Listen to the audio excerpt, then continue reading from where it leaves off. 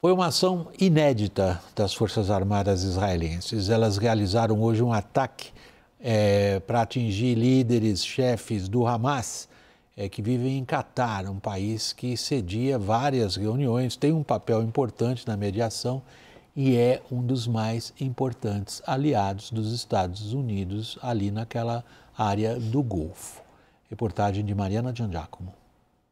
O ataque envolveu mais de 10 caças. Os alvos eram prédios residenciais onde vivem integrantes do escritório político do Hamas em Doha, o braço do grupo que conduz negociações para um cessar-fogo em Gaza. O Hamas afirma que 5 dos seus integrantes morreram na operação, mas que líderes do alto escalão não foram atingidos. O Catar não mantém relações diplomáticas oficiais com Israel, mas é tido como um país amistoso. Por isso, o governo de Benjamin Netanyahu aceitou que Doha fosse sede para negociações indiretas por um acordo. O primeiro-ministro israelense afirmou que a operação foi totalmente justificada e que ela pode ser a porta para o fim da guerra. At noon today, I convened the heads of Israel's security organizations and authorized a surgical precision strike on the terrorist chiefs of Hamas. A ação foi condenada pela comunidade internacional. Países como Arábia Saudita, Emirados Árabes Unidos, Turquia e Egito já se manifestaram contra o ataque, assim como a União Europeia e o secretário-geral da ONU, Antônio Guterres. O Catar tem desempenhado um papel essencial nas negociações para um acordo de cessar-fogo, servindo como palco para as discussões e dialogando com Israel, Hamas e os Estados Unidos. Israel afirma que conduziu o ataque de forma independente, mas o presidente americano, Donald Trump, diz que avisou o Catar com antecedência e que conversou com o primeiro-ministro israelense Benjamin Netanyahu logo depois do ataque. President Trump believes this unfortunate incident could serve as an opportunity for peace. The president also spoke to the Emir and Prime Minister of Qatar and thanked them for their support and friendship to our country. He assured them that such a thing will not happen again on their soil. O Catar nega o recebimento de qualquer aviso prévio.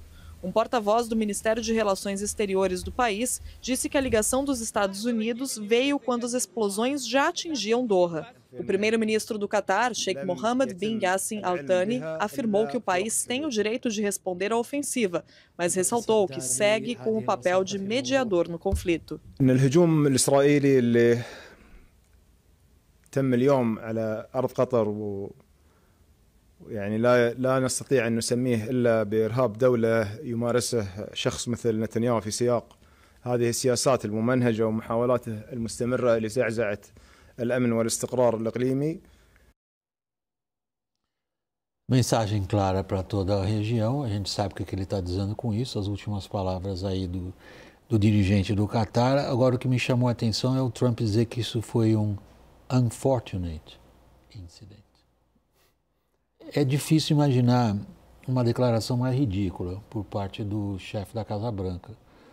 Atacam o principal aliado dele, do qual ele depende para levar adiante o que foi no seu primeiro mandato, talvez um dos pontos mais relevantes de política externa dos Estados Unidos foi conseguir algum tipo de negociação e acordos entre os países do Golfo e Israel. Israel foi lá, fez o que quis e agora? Bom, agora, em primeiro lugar, a questão bilateral Israel-Catar, claramente um ato contrário à lei internacional, direito internacional. O governo do Catar foi muito firme, mas esse é o novo padrão. Israel vai buscar neutralizar seus inimigos em qualquer lugar. Foi uma reação de Israel ao atentado terrorista de ontem, em Jerusalém, que matou 6 pessoas. A responsabilidade do Hamas. Assumiu isso, inclusive, oficialmente. Assumiu, exato. Então, isso foi um dos elementos motivadores. E o estancamento do processo de negociação. Hamas não quer dar andamento às negociações. William, essa questão já passou do ponto de negociação. Israel agora é destruir o Hamas, é eliminar a direção remanescente do Hamas, que está estabelecida no Catar, em Doha, que é uma cidade que hospeda diversos dirigentes dessas organizações políticas, ideológicas, terroristas. É onde está situada a maior base americana naquela região do mundo.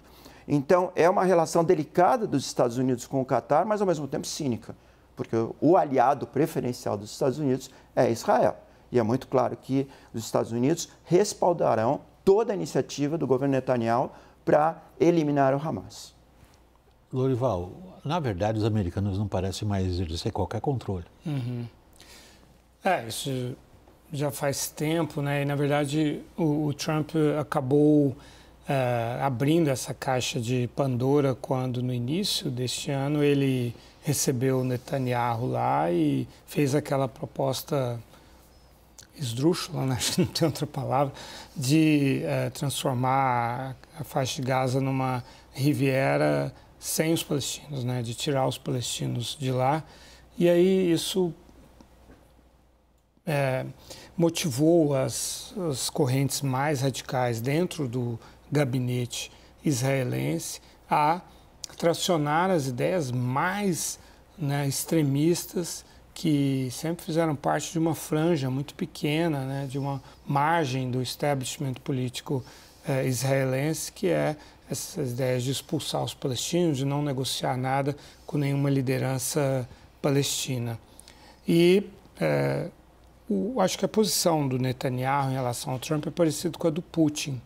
Eles perceberam que o Trump deseja tanto e a qualquer custo entregar algo que se assemelhe a um acordo de paz ali, tanto em relação a Gaza, aos palestinos, quanto em relação à Ucrânia, no caso do Putin, que eles sentem que podem fazer o que quiserem, né? Assim, que o Trump não vai agir, não vai retalhar, porque ainda vai alimentar essa esperança de conseguir algum tipo de acordo e finalmente um prêmio Nobel da Paz. Então, nesse sentido, é isso. O Trump perdeu o controle, não tem controle, nunca teve sobre o Putin e também não tem sobre Israel. Agora, como é que a gente chama aquela expressão? A lei das consequências não intencionais? Por exemplo, na questão do tarifaço, evidentemente não era, ou espero que não seja, senão ele está completamente maluco. O Trump conseguiu criar uma consequência não intencional com o tarifaço, que foi reorganizar vários países buscando fugir da órbita americana, seja como for. Então, isso é prejudicial do ponto de vista dele. No caso do Oriente Médio, como a gente viu na reportagem da nossa Mariana Giangiacomo, você vê potências importantes ali, Egito, Turquia, fora os países do Golfo. Eles tiveram uma reação ao que Israel fez, que não foi simplesmente pro forma, do tipo, vamos condenar porque é contra o direito internacional, que é, em geral, aquele blá blá, muitas vezes até cínico, de países da região, que condenam por um lado, mas agradecem que fizeram um trabalho sujo que eles mesmos gostariam de fazer. Eu não vou me perder em todos os exemplos recentes dessa história. Hoje não parece ter sido. Hoje eles parecem realmente ofendidos com o que aconteceu. E aí qual é a consequência não intencional? Os americanos perdem o pouco que tinham de alavancagem ali? Essa reação é porque cruzou-se uma linha, né? O Catar nunca tinha sido atacado, nunca tinha sido alvo de alguma ação desse tipo. Então, desvelou para o mundo que Israel pode fazer, e os Estados Unidos, esse ataque em qualquer capital, em qualquer cidade desses países. Isso preocupa a todos os países daquela região.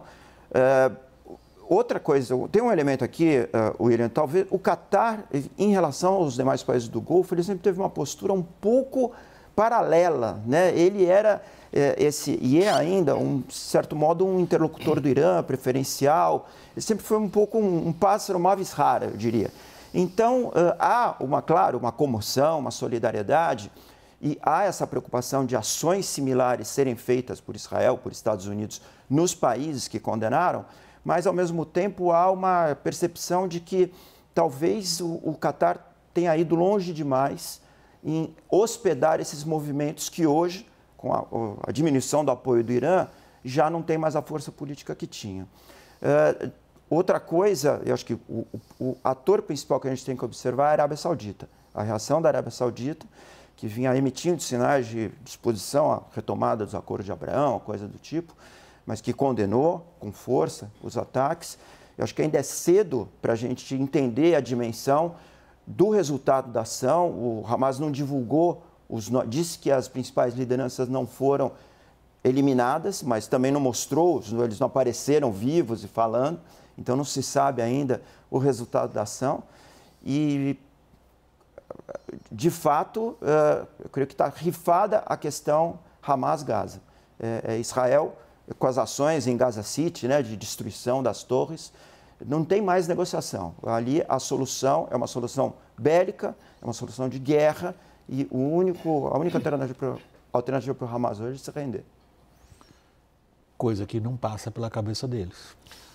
O Hamas até tem uma posição em relação a isso, que é de que ele só se rende quando for criado o Estado palestino, né? Que é a razão pela qual o Hamas foi criado, né? Então, assim, esse ataque de hoje acaba reforçando um alinhamento, uma reaproximação que vinha acontecendo exatamente entre a Arábia Saudita e o Catar. Lembrando que o Catar foi expulso do Conselho de Cooperação do Golfo em 2017, voltou em 2021, mas como o Alberto estava dizendo, é sempre ali uma ovelha negra ali, porque é próximo do Irã e tal. Mas é exatamente por causa isso. da televisão. Al Jazeera, que traciona posições ali muito fortes e tal. Que é considerado o grande braço de soft power do Catar. Do Catar e tal. E, ao mesmo tempo, o Catar tem um status privilegiado com a OTAN, né? Então, é um jogo duplo ali, que o Catar desempenha. Agora, esse jogo duplo é necessário, assim claro. como aquele que o Oman desempenha naquela região. Você tem que ter alguém que conversa com todo mundo, senão você nunca faz acordo nenhum. No caso do Catar, eu estive várias vezes na faixa de Gaza, depois que Israel destruiu, não da forma como destruiu dessa vez, mas bombardeou a faixa de Gaza e tal. E sempre chegava no dia seguinte o pessoal com os coletes de uma fundação do Catar para avaliar os danos e poder ver quanto precisava de dinheiro, que aí era o Catar que ia fornecer para reconstruir a faixa de Gaza. Então, assim, e além de toda a questão política, de intermediar as negociações, tá? Então não vai ter mais isso, não vai ter mais um lugar para negociar nada. Eu concordo com o Alberto, acho que é esse que é o objetivo de Israel mesmo. O que nós vamos ver é a ocupação de Gaza e possivelmente breve da Cisjordânia. Muito provavelmente. A doutrina adotada por Israel agora é exatamente essa. É Judéia e Samaria, né? E pequenos enclaves que vão ser mantidos para os assentamentos palestinos. A Cisjordânia já é ocupada, né? Seria a anexação. Sim, anexação formal. Desculpa, eu me expressei mal. Você tem toda a razão. Obrigado pela correção. Não é ocupada, já é desde 67. O que eu queria dizer nós vamos ver a assimilação, a anexação. Domínio completo, total, pronto, acabou. Isso aqui não soberania israelense plena nessa região. Com o quê? Com as populações? Essa é a pergunta que Israel mesmo não responde, né? Israel tenta... Israel diz que já tem 2 milhões de árabes na sua população que seria capaz de assimilar isso. Mas como? Vai dobrar a população de Israel com árabes? Não, mas a assimilação de alguma parte dessa população e talvez deslocamento para outros países do remanescente. Esse é um plano é uma das vertentes do plano do Trump. É isso que eu ia dizer. Deslocamento é uma palavra, é um eufemismo para expulsão.